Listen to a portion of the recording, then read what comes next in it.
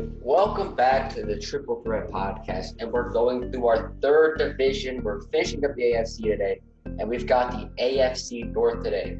So, what are your first thoughts before we go into our predictions of the AFC North? Like your thoughts of the division?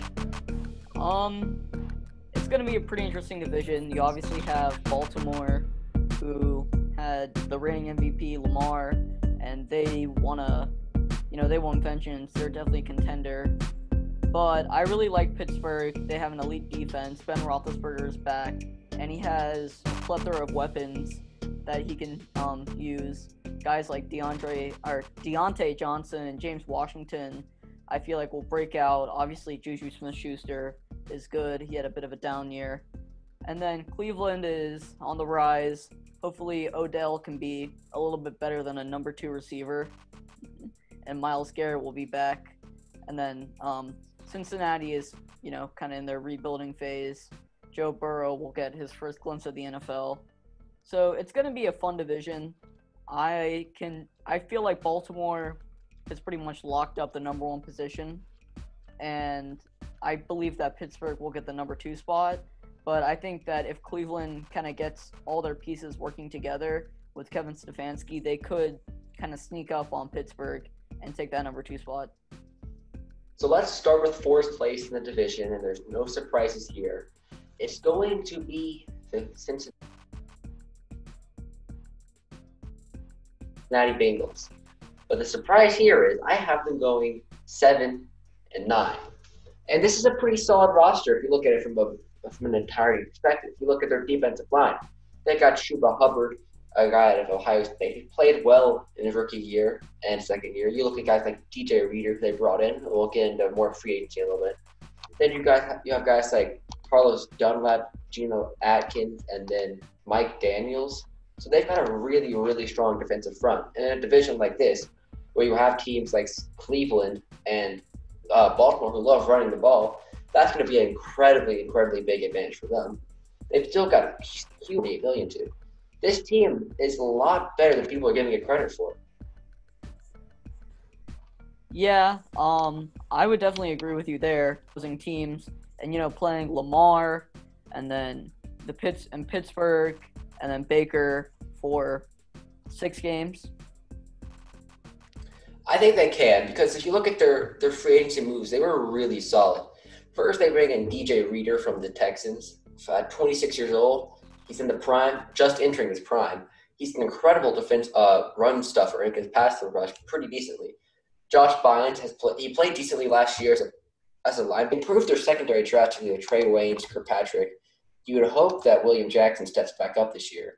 They've already got Jesse Bates. You put Von Bell next to him. This defense, I think we've talked ad nauseum how great we think Joe Burrow is going to be. Of course, yeah. Then you bring in T. Higgins, who's going to be a great addition to this offense. Yeah, that's a great receiver number 3. Like, you look at this receiving core, A.J. Green, Tyler Boyd, T. Higgins, John Ross. Like, that's 4 great players. And Joe Burrow is going to be able to get both the most out of them. Then you could bring in guys like Logan Wilson and Akeem Davis-Gaither, who will probably start at linebacker starting day 1 opposite of Bynes at the Will and the Sam spot. I think this defense is much improved because if you look at the metrics last season on defense, they were not pretty. They ranked 30th overall. They were dreadful. So I really think this team's gotten a lot better. My biggest concern is Zach Taylor, though. I still don't think he's that great of a coach. But I really think this team can clean it up because you look at their turnover differential last year, and Cincinnati,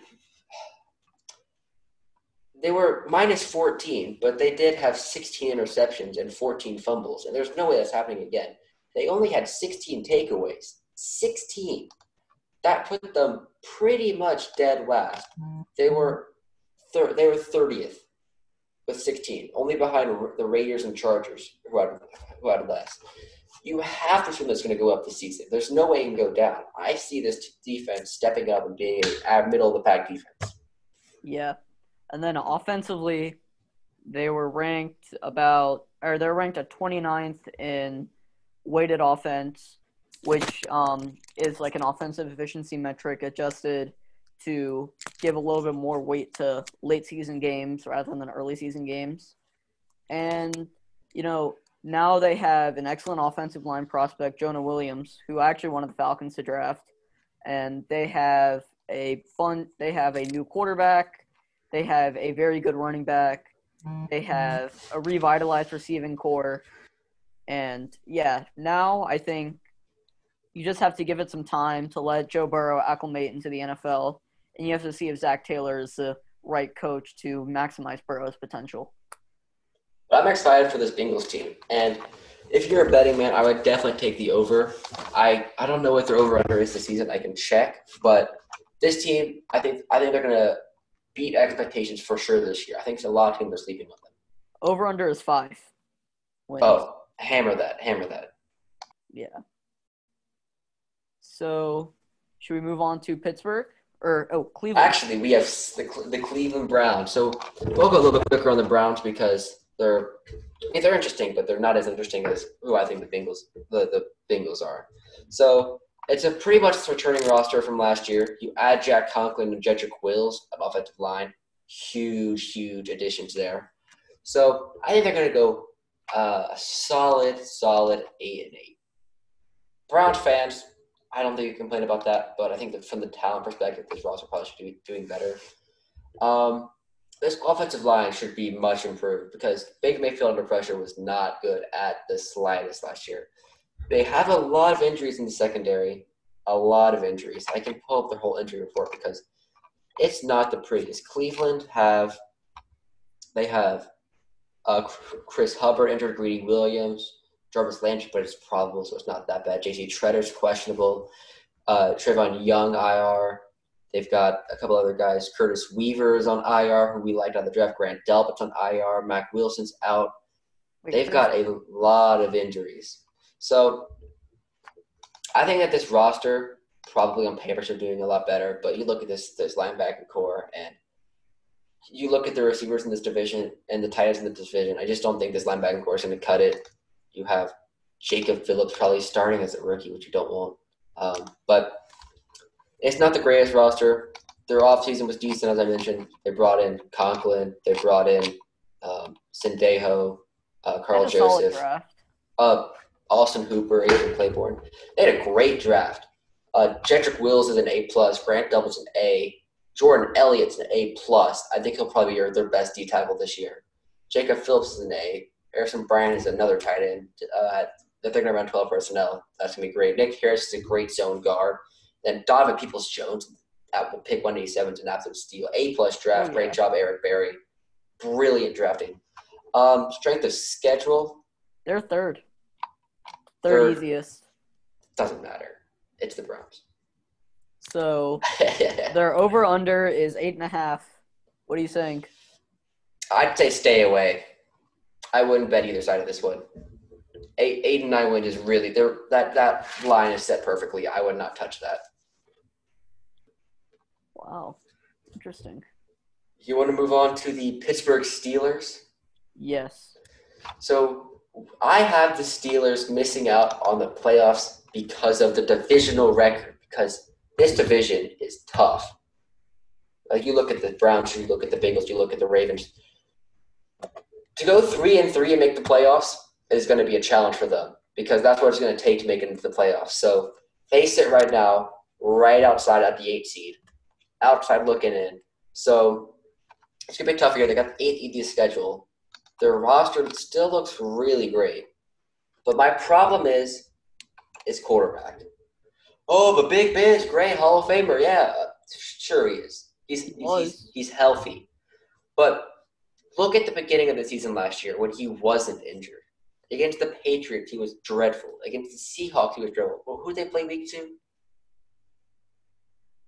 Was it Seattle week 2? I think it was.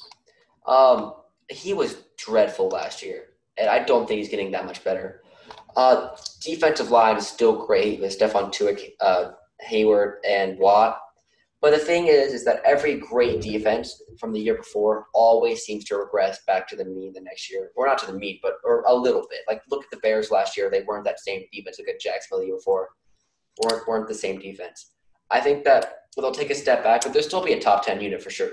Like this unit, Yeah. there's no way this unit cannot be in top 5. I just think that their corners, Joe Hayden, Mike Hilton, and Steven Nelson are definitely going to regress because Steven Nelson overperformed his career grades by a long shot last year.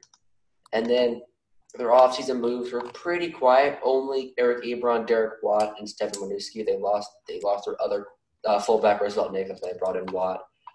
Lost Javon Hargrave too. They lost Javon Hargrave. I forgot. Starting Yeah, that's going to be a big loss for them as well. So a pretty quiet offseason. They're not going to improve that much because of their additions. Their draft was solid, though, and some interesting additions there. You look at guys, like they didn't have their first-round pick, obviously, for getting Minka Fitzpatrick. Well, but they brought in the second round Chase Claypool, a great big body receiver, will be great in this offense. I think could be better than Juju this year. Chase You look at Claypool, guys. wow. You look at Alex Highsmith, a athletic freak. He's got all the talent in the world. I think this guy could be great in this defensive line, potential Budge pre-replacement. Anthony McFarland's an awesome change of pace back. And then Kevin Dotson at pick 135, I think he might start this year. Because looking at their offense, I think you look at that, I think he could probably replace either Stephen Wisniewski, who they added in free agency, or Matt Filer. So I think that they're not going to be that much better than they were last year, but they'll be competing for a playoff spot for sure. Yeah. So I'm a little bit higher than you on the Pittsburgh Steelers, and that's slightly biased. But this team is very interesting. Last year, they rated dead last in weighted offense by a pretty big margin. And then they were first in weighted defense by a pretty big margin.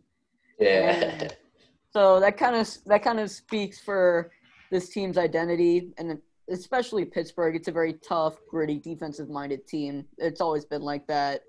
But I definitely think the defense will regress a little bit, but you still have T.J. Watt, who's a Defensive Player of the Year candidate, Minka Fitzpatrick, who's solidified himself as a top 5 safety, maybe even top 3. You still have Cameron Hayward, who is actually Devin Bush. Oh, Devin Bush. You have Cameron Hayward, who was first-team All-Pro last year. And on offense, it really boils down to Ben Roethlisberger because he has Claypool. He has Eric Ebron. He has James Washington, Deontay Johnson, 2 guys that I'm very high on. He has Juju Smith-Schuster. He has James Conner, Benny Snell. He has weapons, and he has obviously a very good line.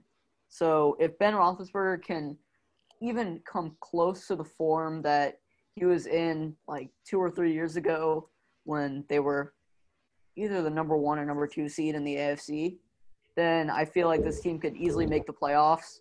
But there are too many question marks to solidify them as a contender right now.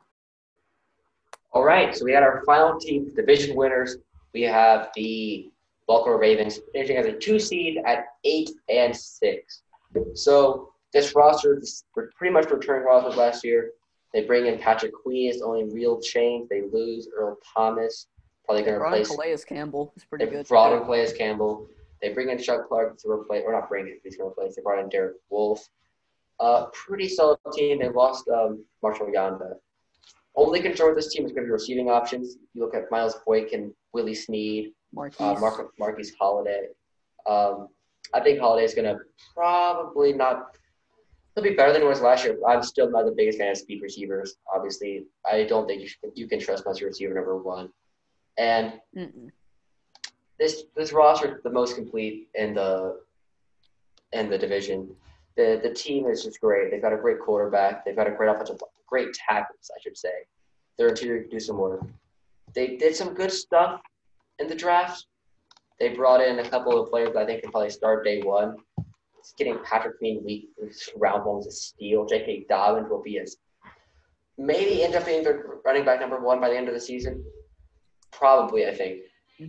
Justin Madubuike in round 3 was a great pick. Devin Duvernay probably will be the receiver number 2 in my opinion. Maybe even number 1. I think he'll see better than Hollywood Brown. You look at Blake Harrison, another great pick. Tyrese Phillips, he's a solid guard. Ben Brett's another solid guard. And then you got James Proche, and then Geno Stone, I think, is probably going to be a starting safety by the end of the year. And all things considered, I think he's going to be that good for them. Their draft was an A+, absolutely brilliant job.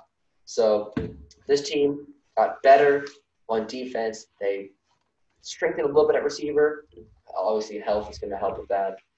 But this team is going to win the division, so I think the that third should be easiest great. schedule in the league. And so over under 11.5 wins. What do you say? I'd say bet the under on that one. I think 11-5, 10-6 is about the record. I don't think they're going to be as dominant as last year. And then I think this roster's got what it takes to be a great contender this year. So that's going to do it for our AFC North predictions. Stay tuned. We'll be finishing up the AFC next time and then going into the NFC. I'm William Ezel. Take care.